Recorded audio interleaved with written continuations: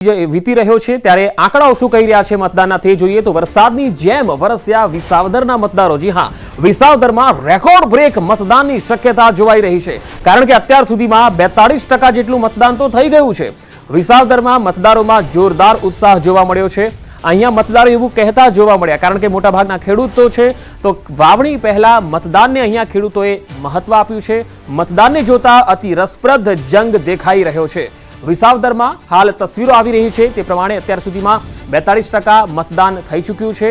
હજુ પણ મતદારો મોટી સંખ્યામાં મતદાન બૂથ સુધી આવી રહ્યા છે, એટલે અહીંયા રેકોર્ડ બ્રેક મતદાન થાય એવી પણ એક શક્યતા જોવાઈ રહી છે।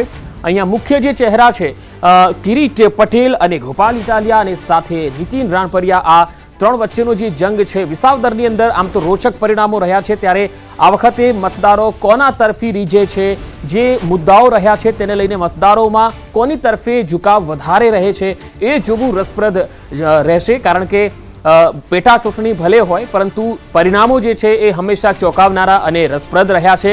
વાવણી પહેલા ખેડૂતોએ મતદાનને અહીંયા મહત્વ આપ્યું છે અને મતદાન જે રીતે દેખાઈ રહ્યું છે, મતદારોનો જે રીતે ઉત્સાહ દેખાઈ રહ્યો છે તે પ્રમાણે લાગી રહ્યું છે કે જબરજસ્ત રેકોર્ડ બ્રેક અને ટકાવારી જે છે એ પણ રેકોર્ડ બ્રેક અહીંયા વિસાવદરમાં રહી શકે છે। ઓવરઓલ 297 મતદાન મથકો છે અને 2,61,000 મતદારો વિસાવદર વિધાનસભાની જે બેઠક છે તેમાં અત્યારે મતદાન કરવા માટે આવી રહ્યા છે। ધીરે ધીરે જે અત્યારે ટકાવારી વધી છે તે પ્રમાણે 42% થયું છે। હાલ સંવાદદાતા લખમણ પટાટ મારી સાથે જોડાયા છે। લખમણ, જે રીતે વિસાવદર અને કડિયા બંને બેઠકોની વાત કરીએ તો અત્યારે વિસાવદરના જે મતદાનના આંકડા છે એ જબરજસ્ત અને રોચક દેખાઈ રહ્યા છે। જી બિલકુલ પંકજ, જેવી રીતે અપેક્ષા કરવામાં આવી હતી, જેવી રીતે ચૂંટણી પ્રચાર જામ્યો હતો એ રીતે હાલ જે મતદાનના આંકડા છે એ પણ રસાકસી ભર્યો જે જંગ હતો એને સાબિત કરી રહ્યા છે અને હાલ ત્યાં 42% જેટલું મતદાન થઈ ચૂક્યું છે શરૂઆતના 6-6.5 કલાકમાં, અને હજુ તો ઘણો સમય બાકી છે। સાંજના 6 વાગ્યા સુધી ત્યાં મતદાન ચાલુ રહેવાનું છે, એટલે હજુ પણ મતદાનની ટકાવારીમાં વધારો થઈ શકે છે।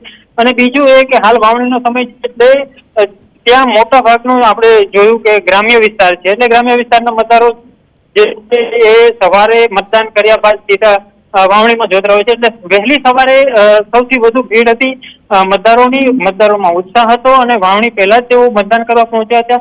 એટલે હાલ જે મતદાનની ટકાવારી છે 42% સુધી પહોંચી ચૂકી છે, એટલે જો રેકોર્ડ તૂટે તો પણ નવાઈ નહીં વિસાવદરમાં આજ સાંજ સુધીમાં। જી લખમણ, ખાસ બીજી વાત એ કે બંને બેઠકોની જો આપણે વાત કરીએ તો સૌથી વધારે ખેડૂતો, મહિલાઓ એ સવારથી જે કતારોમાં લાગેલા દેખાયા। જે રીતે સામાન્ય ચૂંટણીમાં મતદારોનો જો ઉત્સાહ હોય છે બાય ઇલેક્શનમાં એટલો નથી જોવા મળતો, પરંતુ અત્યારે જોવા મળી રહ્યો છે કે જાણે સામાન્ય ચૂંટણી હોય, મતદારોમાં જબરજસ્ત ઉત્સાહ છે।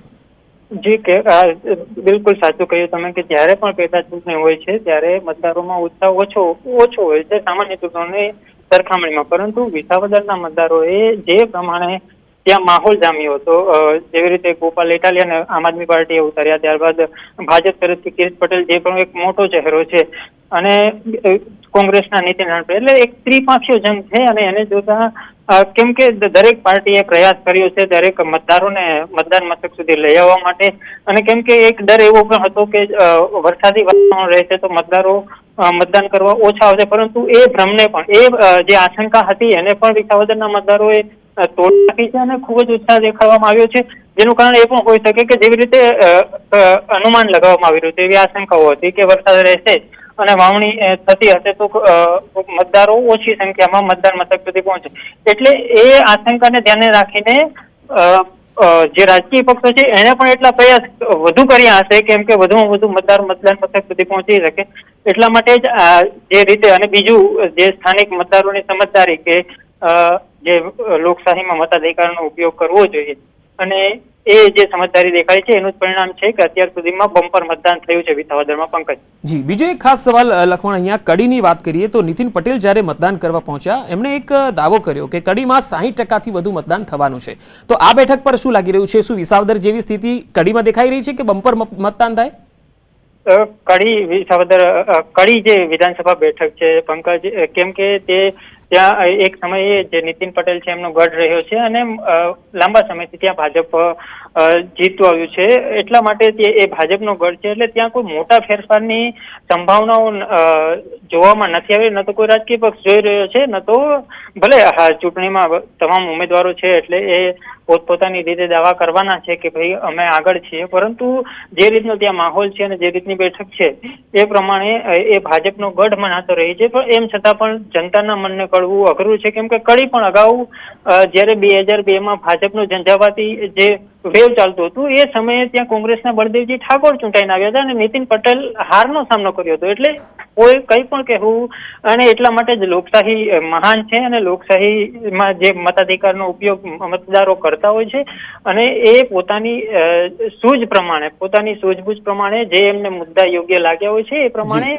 મતદાન કરીને તેઓ પોતાના પ્રતિનિધિને ચૂંટતા હોય છે. પંકજ જી લખમણ, આભાર માહિતી આપવા માટે. તો કડી અને વિસાવદર આ બંને બેઠક પર જે જબરજસ્ત મતદાન ચાલી રહ્યું છે, પરંતુ વિસાવદરમાં મતદાનની જે ટકાવારી છે એ જબરજસ્ત ઊંચાઈ વધી રહી હોય, એટલે કે ટકાવારી સતત વધતી જઈ રહી છે.